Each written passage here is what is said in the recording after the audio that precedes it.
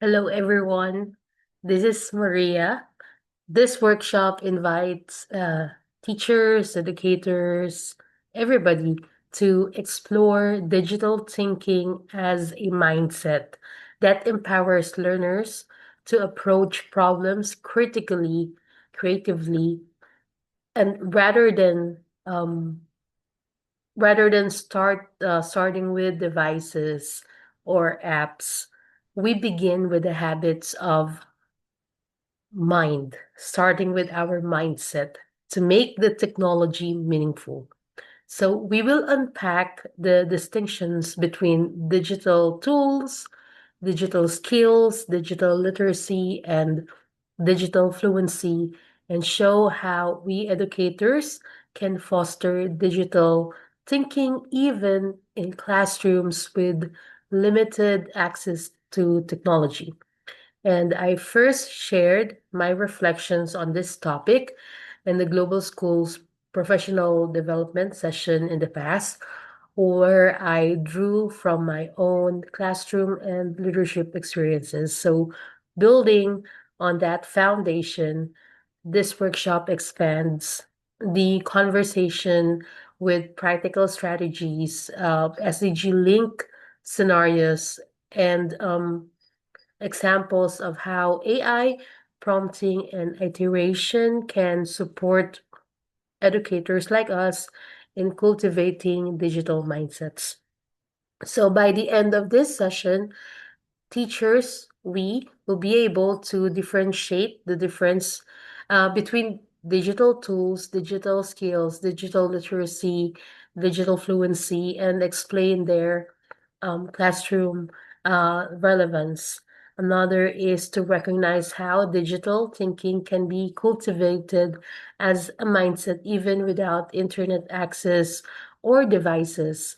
And also, we can apply AI prompting and iteration as feedback loops to enhance student learning and connect classroom practice to the SDGs.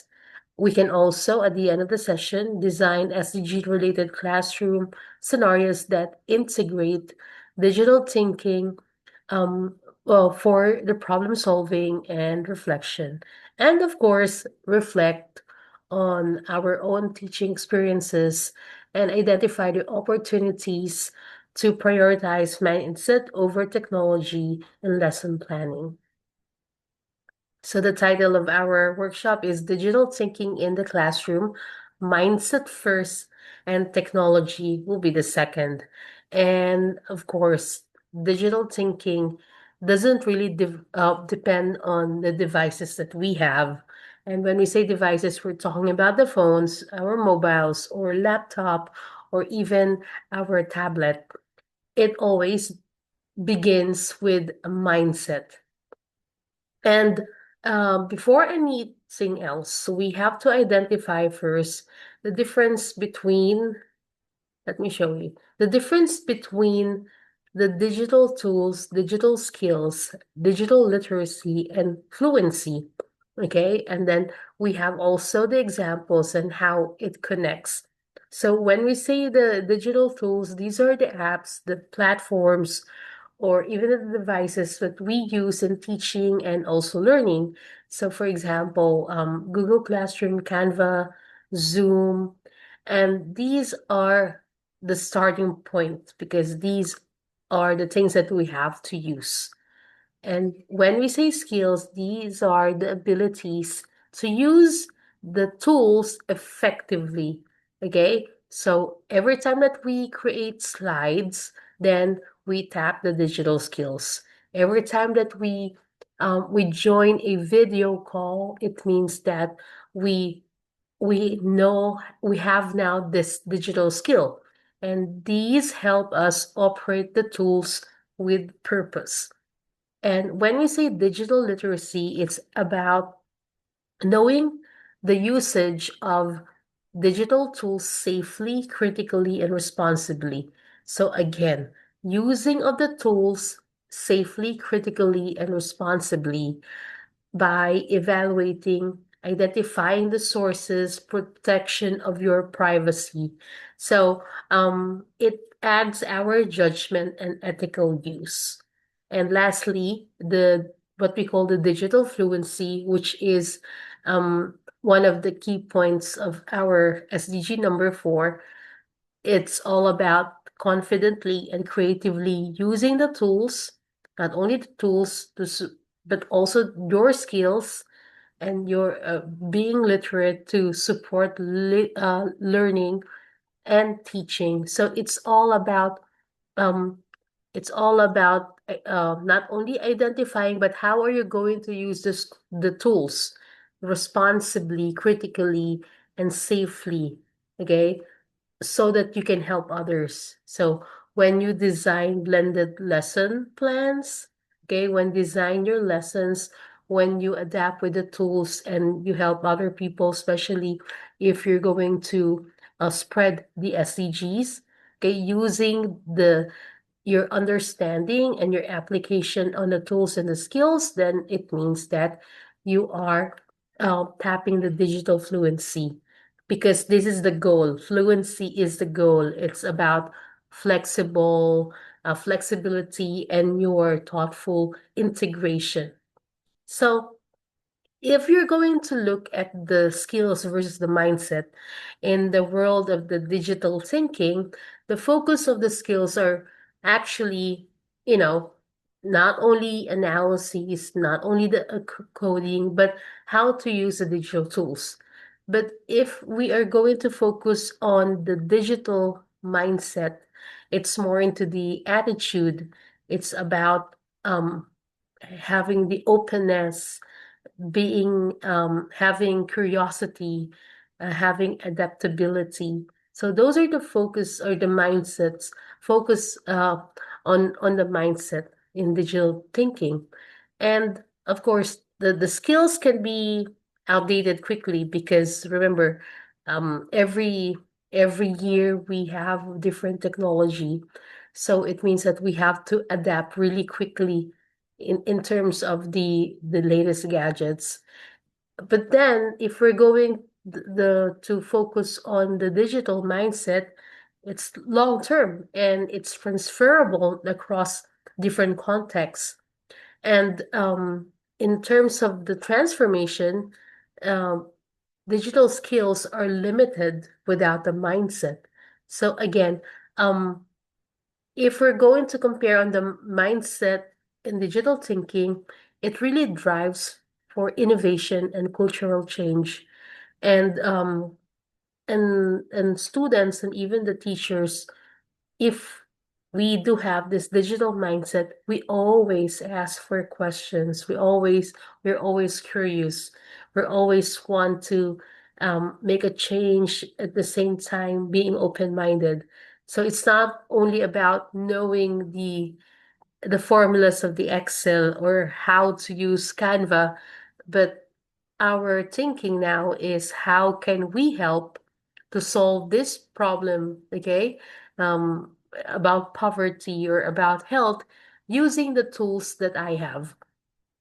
Again, if you know the tools, how to make how to make a video or how to create a poster, a student or a teacher would think that how am I going to apply what I've learned from the digital tools and skills um, in the real world, like in our society, in our community. Okay, so let's see on the application of the concepts if there's no internet access, because this is the real common scenarios, okay? What if your school or what if you don't have any internet access? How are you going to, what will be your strategy? Okay, what will be your offline strategy? You can use pre-installed software, okay, offline apps and even printed guides. So typing, okay, using Microsoft, using the PowerPoint presentation, using Excel or Scratch offline can create SDG aligned lessons and visuals. So if you're practicing typing, or if you're going to make if a student creates a poster using PowerPoint, or even Microsoft Word, then to spread the SDG awareness, then it means that you don't need an internet access. So you're using a digital tool. If there is a digital skill, again, you can teach the students foundational tech skills, especially the simulations, role playing, and printed materials. So if the students can start typing, practice typing, or even organizing the files or visual design, that is not only using the tools, but the application of the tools they are they are now applying, and they are having the digital skills. On the other hand, in terms of the digital literacy, it fosters ethical thinking and media awareness through discussion. So, if there's no internet access, then you can have discussion and some analog activities. For example, again, role playing about online scenarios. Another is analysis on the printed materials that you don't need an internet access.